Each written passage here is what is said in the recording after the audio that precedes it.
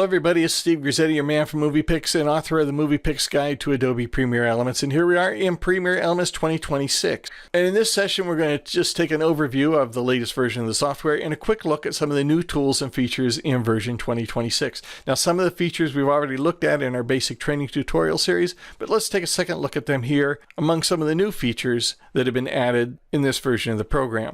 One that's pretty cool is a delete gap feature that's been added to the timeline, and you notice I've got little clips on the timeline with spaces between them, and if I hover over any one of those spaces I get this little grayed out thing. If I click on that, I have the option of deleting this particular gap from the timeline or deleting all gaps. Watch this, if I select delete all gaps, all the gaps disappear on the timeline and all the clips come nicely and neatly together. Nice little feature. It's been added in version 2026.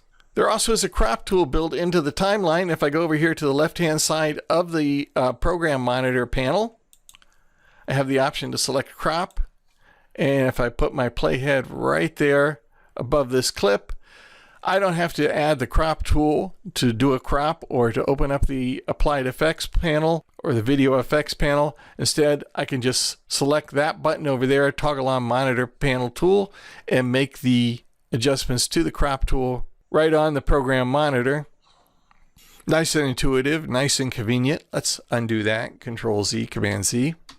You can add emojis to your timeline and to your movie if you're so inclined. Just go to the Edit menu in the upper left-hand corner and select Emojis and Symbols, and a whole library of emojis opens up for you.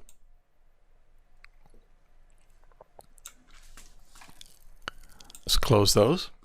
One of the bigger deals in the program is its connection to the Adobe Stock library, and you can get to that in a number of ways in the program. There are Adobe Stock templates for your titles and templates. That's pretty cool because that's an ever-growing library.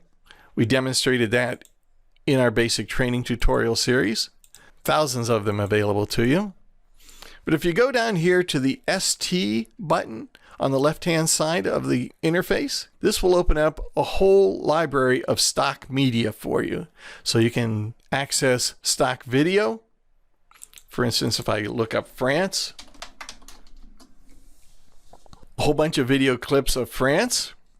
I can look up stock photos. Let's look up Italian food.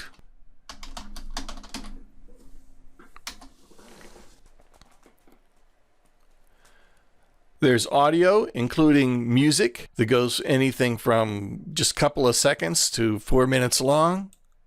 You can use this music in virtually any production. It's all royalty free and part of the package, part of your connection to Adobe Stock.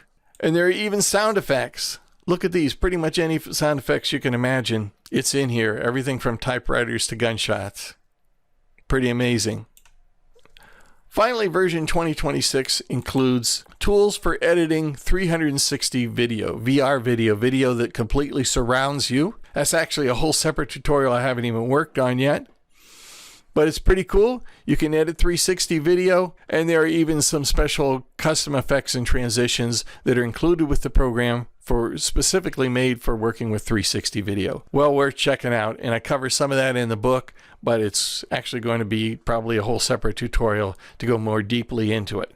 Some very nice improvements to the program, some features that make it easier and more intuitive to edit, and in particular, in the case of the Adobe Stock library, access to a huge ever-growing library of photos, video clips, music, and sound effects. This feature alone is worth the cost of admission as far as I'm concerned. I highly recommend you play with it and see how deep it actually runs. Now, if you want to know more about this program, I hope you'll check out the many tips and tutorials we have at the Movie Picks page there at youtube.com. If you want to know everything there is to know about the program, including all these great new features, I hope you'll check out the Movie Picks Guide to Adobe Premiere Elements. That's available at amazon.com. I'm Steve Grizzetti. I wrote the book, and I hope to see you again real soon. Take care.